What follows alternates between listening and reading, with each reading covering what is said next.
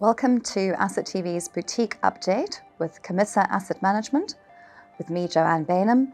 Today I'm joined by Gavin Wood, Chief Investment Officer of Camissa Asset Management. Welcome, Gavin. Thank you very much. Now, I believe congratulations are in order. Somebody turned 21. Yeah. So, tell me more. Makes you feel very old when one of your children turns 21, and our company turned 21 this year, and it seems like a long time ago that we started, but it's a great milestone for us, and we celebrated recently with a big party in Joburg. Well done. It's a huge milestone. But what makes it even more special is the members of your team that were there on day one. Are they the same members today? Yeah, largely the two founders, myself and Roland Griever, are there, and we were the founders of the business, and the core of the investment team has been together for pretty much the entire time. So, and others that have added on have been there for 15, 18 years plus. That's make you pretty unusual in the asset management industry in South Africa. Yeah, I think there's a number of advantages for having worked together for so long. I think we've built up a lot of trust, and we've built up a lot of understanding of our strengths and weaknesses, and we work very well together. And I think that that frees you up to operate in a way that's very special. The other thing is that we've got lots of continuity by definition. People have stayed for a long time, so it's likely that we will have continuity going forward. We're big owners in our business, and so it's likely that we'll have stability going forward, which I think a lot of clients like to hear, and I think justifiably so. And I think the final point I just make is it's very important that the team that manages your assets is actually the one that delivered the track record.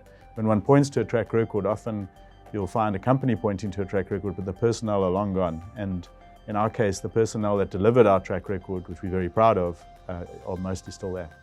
It is a people's business after all, so the people running the money are the same ones doing it today, which is, as you say, pretty unusual in this industry. Why do you think people stay? What is the magic within Camissa that people, because money can't be the only thing that makes people stay? Yeah, I think, it's an interesting question, and I'm not sure I have a definitive answer for, but there are a variety of things. I think we're well together, and we enjoy our work together. Having started it from scratch and having come from a medium-sized organization, and prior to that a very large organization, I think I've learned a lot of the ills of corporate life and corporate culture that I think people don't like to work for. And so we've created our business from the ground up, from nothing, in a way that I think treats people as people and values what they really value, and creates an environment which does away with bureaucracy and does away with unnecessary admin and unnecessary interference in their lives, politics. And so we've just got a work environment that's professional, the small company culture, and I think it's very stimulating for people to work there.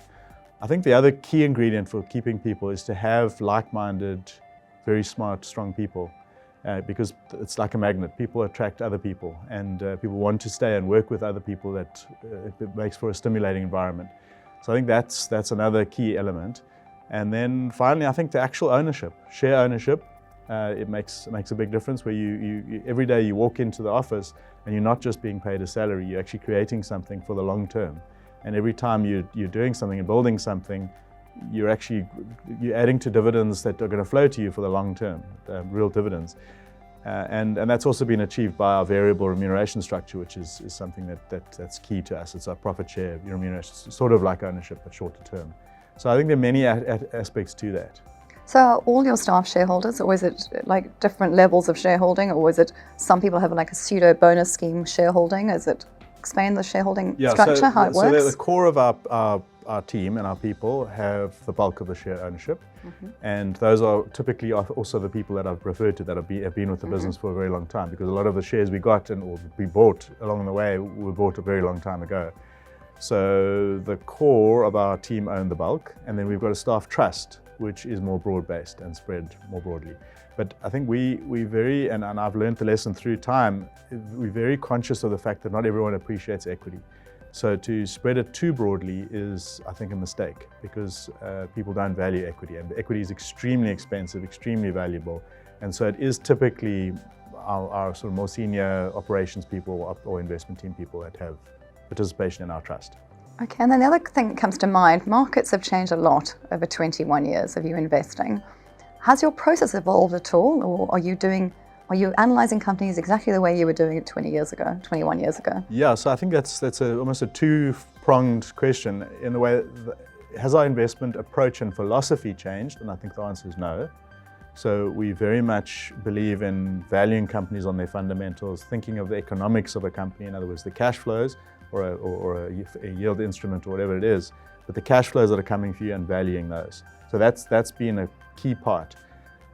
Another key part of our philosophy is being somewhat contrarian, in other words, looking for places where there's crowded optimism and avoiding that, and where there's crowded pessimism and trying to be a little bit more attracted to areas where pricing may be unduly negative, in other words, too low. And so those aspects are unchanged and have been enduring. But what has changed over the years is we continuously are trying to improve. And so through time, we were much smaller, now we're much bigger. We have improved our process along the way. So and that's the way of working and the way you operate. So, and we're continuously, as we speak, looking to improve more. I think one of the things that we've done over the last probably 8 or 9 years is really thought about the key aspects of our process and where in the world you could find best practice, absolute best practice, not necessarily in the investment world, and then try to learn from that. So I'll give you an example. So a lot of our time is spent interviewing people and getting the best information out of people. It's company management or experts of some way, one way or another. And there's a real technique to that. And some of the best people to interview in the world are maybe Central Intelligence agents in the US, or intelligence services from wherever, or the interviewer from Hard Talk or some podcast, or the people who do it for a living and get people and have interesting discussions for a living. And you can learn from them.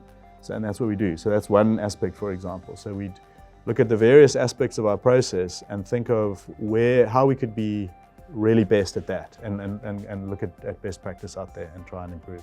Such an interesting point you bring up, because I interviewed a bunch of discretionary fund managers this week, and one of them said part of their team now is actually people who've worked in the police force, who can actually identify if someone's lying. Yeah. It was a softer skill in a sense. No, for sure. Not quite sure. soft, but not typically academic or finance related. So a lot of what the technique involves, I think, is being more open and having less of a script, and also not allowing the interviewee to have a script. So to be more unguided and funnel-like in your approach and less directed, so you can arrive at interesting conclusions that weren't scripted on your side or their side, and uncover something interesting. That's a real skill, and I think it's very valuable. So, and then multiple other areas of our process, we try and do the same thing. So yeah, I mean, another example, a very good example, would be on time management. Because time management is, we've got very smart people and they have a finite amount of time. They're going to go and sleep at some point. And we'd encourage them to sleep a lot because they become better and better thinkers. But in today's world with technology intervening in your life and interrupting you the whole time, I think you struggle to get long periods of uninterrupted thought and high quality thought. And so we've structured our process around trying to encourage long periods of uninterrupted, very high level thought, and trying to minimize admin, minimize the need to be responsive to questions. So we don't expect people to be responsive. We don't expect people necessarily to report on something news that broke yesterday tomorrow. They may need time to think about it in the most obvious way. And obviously we need trust for that sort of thing. And that's, I think, what comes from a team that's worked together for a very long time. So there are many, many aspects that we've improved our process, and more recently by looking at world best practice in various areas. The last word you used there was trust. And as we were talking about your team and the share ownership and together as a team for so long, the word that struck me was trust, because it allows people to do things and they work from home maybe one day and they don't have to be in an office, you don't have to be eyeballing them. And that can only come from being together for a long time, because trust builds over time. No, I mean, there are people in our team that I never ever look over their shoulder and look at precisely what they're doing, because I know that they are excellent in what they do, and I trust them, and it saves me a huge amount of time to do that. But to Gavin, you can't trust someone you just met. No. And the fact that a team has been together so long allows you to have that trust. I mean, I think that trust is like a magic in society. It's like it enables a lot of things to happen, and it's a very valuable resource actually. Gavin, here's the next 21 years, and may you continue to provide those incredible returns you've done for so long. And well done to you and your team. Thank you very much.